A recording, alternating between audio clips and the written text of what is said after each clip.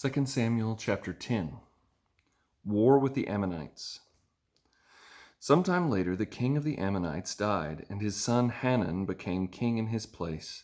Then David said, "I'll show kindness to Hanun, son of Nahash, just as his father showed kindness to me." So David sent his emissaries to console Hanun concerning his father. However, when they arrived in the land of the Ammonites, the Ammonite leaders said to Hanun their lord, "Just because David has sent men with condolences for you, do you really believe he's showing respect for your father? Instead, hasn't David sent his emissaries in order to scout out the city, spy on it, and demolish it?" So Hanun took David's emissaries, shaved off half their beards, cut their clothes in half at the hips, and sent them away. When this was reported to David, he sent someone to meet them, since they were deeply humiliated. The king said, "Stay in Jericho until your beards grow back, then return." When the Ammonites realized they had become repulsive to David, they hired 20,000 foot soldiers from the Arameans of Beth Rehob and Zobah, 1,000 men from the king of Makkah, and 12,000 men from Tob. David heard about it and sent Joab and all the fighting men. The Ammonites marched out and lined up in battle formation at the entrance to the city gate, while the Arameans of Zobah and Rehob and the men of Tob and Makkah were in the field by themselves.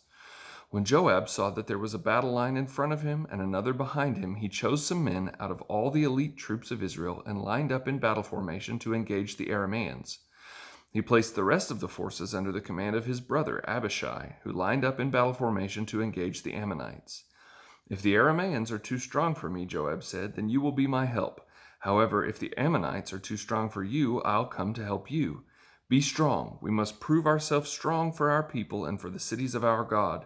May the Lord's will be done." Joab and his troops advanced to fight against the Arameans, and they fled before him. When the Ammonites saw that the Arameans had fled, they too fled before Abishai and entered the city. So Joab withdrew from the attack against the Ammonites and went to Jerusalem. When the Arameans saw that they had been defeated by Israel, they regrouped. Hadadezer sent messengers to bring the Arameans who were across the Euphrates River, and they came to Helam and Shobach, commander of Hadadezer's army, leading them. When this was reported to David, he gathered all Israel, crossed the Jordan, and went to Helam. Then the Arameans lined up in formation to engage David in battle and fought against him. But the Arameans fled before Israel, and David killed 700 of their charioteers and 40,000 foot soldiers. He also struck down Shobach, commander of their army, who died there. When all the kings who were Hadadezer's subjects saw that they had been defeated by Israel, they made peace with Israel and became their subjects. After this, the Arameans were afraid to ever help the Ammonites again.